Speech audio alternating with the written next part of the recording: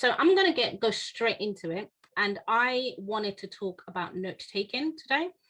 Now, note taking skills is one of those skills that's often overlooked, and I think that's because many times we focus on the content, the curriculum, and all of those other strategies when we forget note taking skills. Watching this right now, you probably, your parent or your student, and you just want to learn and just want to figure out what is the best way students can make notes effectively so that it would help them improve their progress and do well and retain the information and therefore do well in the exams. So I'm literally going to dive into it now, and I am going to talk about 3 key mistakes that students make when it comes to note taking, and then I am going to give you 7 effective note taking strategies that students can use to turn that around. In terms of mistakes that students are making when it comes to taking notes, making notes, is spending time making it look pretty, right? So creating some form of art out of their notes. And now the thing is, students do this because they find some comfort in it. It's a bit of a procrastination method. It makes them feel good, right? It is a feel good factor. And because they don't really have confidence, they spend a lot of time doing that. I've worked with students who've gone and they've got the highlighters and the colors and the pretty cards and everything. But that is not necessarily, long and short of it, is that just waste time, right? It's time consuming. And it is a distraction because they're procrastinating, right? Because the child is procrastinating, they're not focusing on the key things that they need to learn. Another thing that's wrong with this is actually evidence around top learning strategies show that highlighting doesn't work, or at least highlighting is one of the methods that don't work as well. So yeah, one of the best methods for revising and taking notes and learning and retaining that information. So this is something that students fall into, and I know it kind of makes them feel good and it kind of takes their mind away from what they need to be doing. But this is just something to be aware of, is that they're spending time prettifying their notes, and it's not necessary. The second thing is that they are writing verbatim, okay? And writing verbatim is often a symptom that they lack confidence in their understanding. They're not taking the time to understand. They don't really understand it. So they write word for word, and they write word for word hoping that they would memorize it word for word. So they're now relying on memorizing something word for word, right? Or should I say cramming? I think actually what I'm looking for is kind of cramming it word for word. I know we all know that cramming doesn't work, right? If you cram something, you might remember it today, but you're going to forget.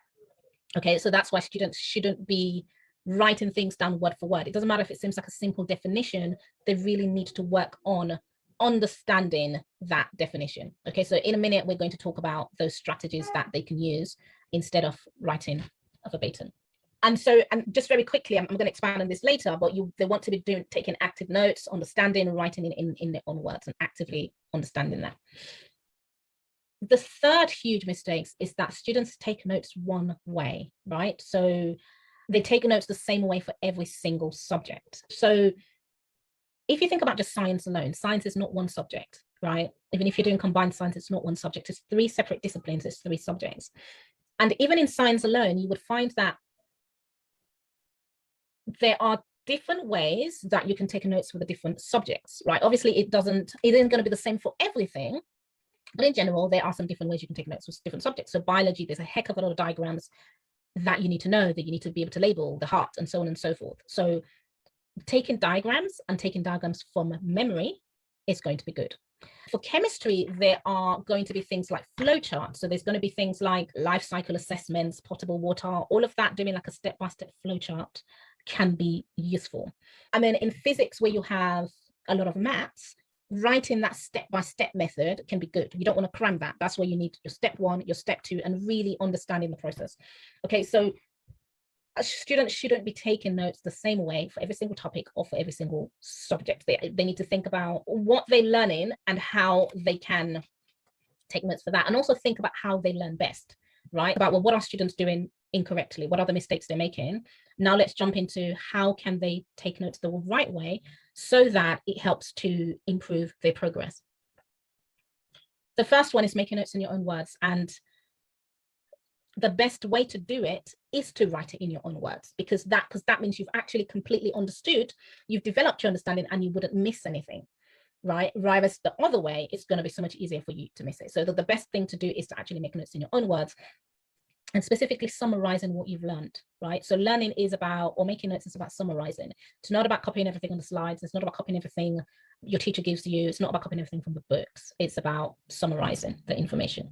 Then the second thing, actively take notes. And this links to the first one where I talked about in your own words, right? If you can take notes actively, you're going to be confident in your understanding and you're going to be able to put it in your own words. And so the classic active taking note method that I talk about all the time is read, cover, recite, right? Read your notes, cover it, read your book or read that information, cover it, put it to the side and recite it. Recite it in your head, recite it out loud, recite it on a piece of paper in your notebook until you get it right. Because when you do that, that way you're going to see, oh, okay, this is where I went wrong. This is the bit that I need to remember. And also when you forget something, it like scientifically you're able to remember it more like the next time. You know, it's almost like if you touch a heater, right? Like you forgot not to go near the heater because it's hot.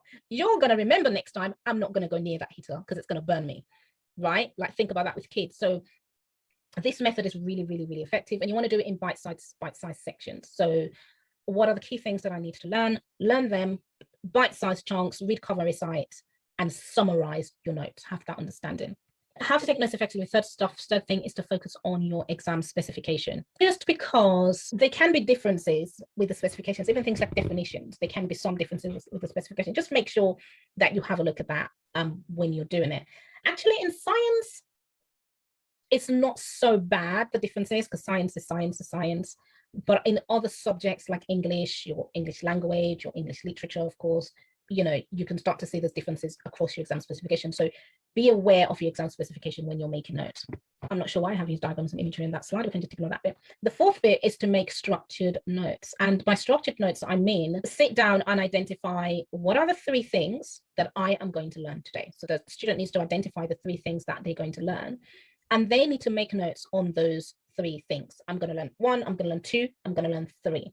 That really helps with that focus. So that's your structured note.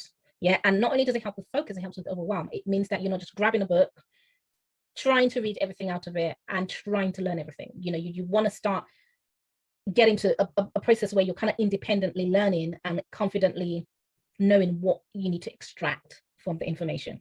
Number 5, use diagrams and imagery. So science is a good example of that, isn't it? So draw a picture of the heart from memory, draw the 4 chambers, draw the blood vessels, label them from memory, right?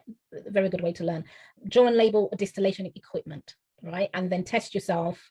How does the process of distillation work? How is crude oil separated or whatever? Okay. This is also good for active recall, as I mentioned earlier. And when you start to do things like diagrams, it becomes a little less mundane and a bit fun, hopefully. And you're not just writing summary notes or long notes all the time.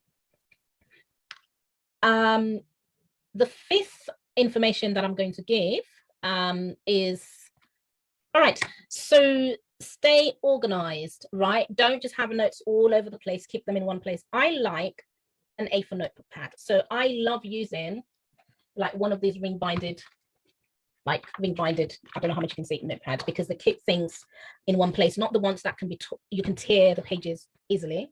You can also use, if you want, like lined papers and put them in folders.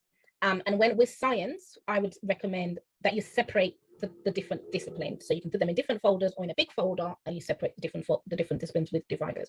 So it's really important to stay organized, because when April comes and, you know, the child has to learn in April and they think, oh gosh, I can't remember my notes on blah, blah, blah, I can't remember where they are. You can just go to that notebook and open it up to that section, right? Or go to your folder and open it up to that section. And the last thing I would say is to transfer notes to things like mind maps, flashcards, and so on and so forth, because once you've made the notes and you're happy with the notes, you are going to want to put them aside so that when it comes to revision, you can easily look through them and just kind of rejig your memory. Okay, so guys, that's it. Parents, that is it. I really do hope that was useful. I really liked that. I do hope that you found it really useful. It's definitely one of those techniques that is overlooked, but it does go a long way to helping the student.